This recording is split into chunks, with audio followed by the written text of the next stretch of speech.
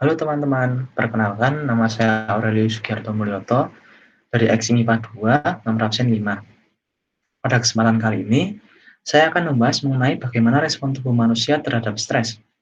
Nah, sebelum mulai membahas materi, akan lebih baik jika kita mengetahui lebih jauh tentang stres itu sendiri. Stres ini dapat dikatakan sebagai sesuatu yang berbahaya atau ancaman bagi tubuh kita. Stres dapat terjadi karena perubahan lingkungan di sekitar kita, sehingga tubuh akan bereaksi dan meresponnya sebagai upaya perlindungan. Tubuh bereaksi terhadap stres dengan memberi respon fisik, mental, dan emosional. Ketika ancaman atau bahaya dirasakan tubuh, tubuh akan merespons dengan melepaskan hormon yang akan mempersiapkannya untuk respon fight or flight, atau yang biasa disebut dengan lawan atau lari, yang berarti hal tersebut mempersiapkan tubuh kita untuk melawan atau melarikan diri. Saat tubuh merasakan stres, umumnya hipotalamus akan memberikan sinyal kepada medula adrenal untuk melepaskan epinefrin atau norepinefrin, dan sinyal kepada hipofisis anterior untuk melepaskan ACTH. Secara garis besar, stres ini dibagi menjadi dua, yaitu stres jangka panjang dan stres jangka pendek. Untuk yang pertama, kita akan membahas tentang stres jangka pendek. Dalam situasi stres jangka pendek, seperti ketika ancaman dirasakan, epinefrin atau adrenalin dan norepinefrin atau noradrenalin dilepaskan untuk mempersiapkan tubuh untuk respons lawan atau lari. Epinefrin dan norepinefrin bertindak untuk memberikan ledakan energi ke seluruh tubuh dengan cara epinefrin dan norepinefrin meningkatkan kadar glukosa darah dengan merangsang hati dan otot rangka untuk memecah glikogen dan dengan merangsang pelepasan glukosa oleh sel-sel hati.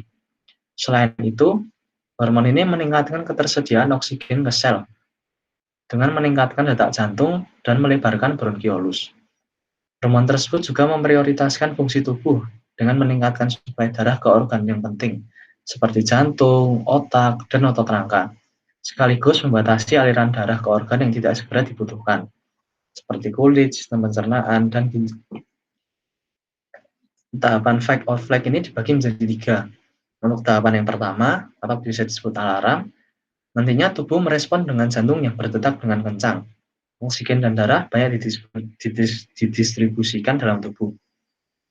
Tahap yang kedua, atau bisa disebut resistance, akan terjadi peningkatan tekanan darah, suhu tubuh, peningkatan respirasi, dan tubuh akan melepaskan hormon stres lebih banyak.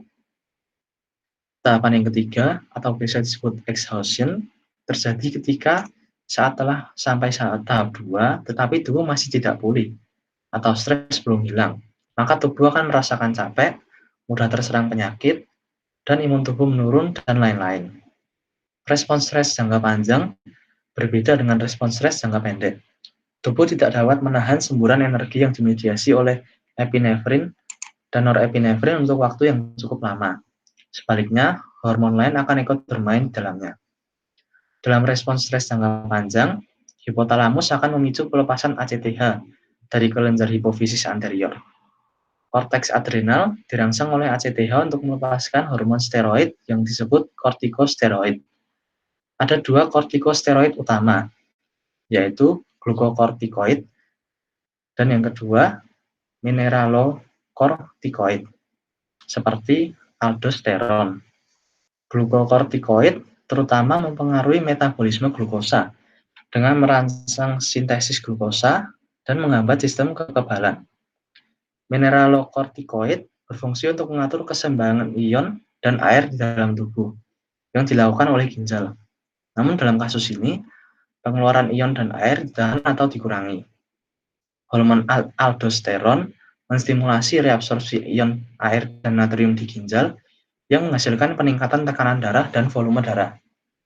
Jika seseorang sering mengalami stres kronis dan stres jangka panjang, maka hal tersebut tidaklah baik bagi tubuhnya, karena akan menimbulkan dampak negatif dalam tubuh.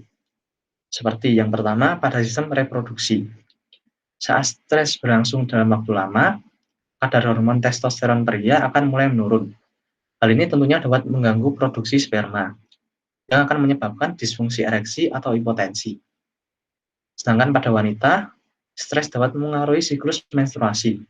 Saat stres, wanita mungkin mengalami siklus menstruasi yang tidak teratur, tidak mengalami menstruasi sama sekali, atau mengalami menstruasi yang lebih berat. Untuk yang kedua, pada sistem kardiovaskular. Stres jangka panjang dapat membuat pembuluh darah yang menuju ke otot besar dan jantung melebar.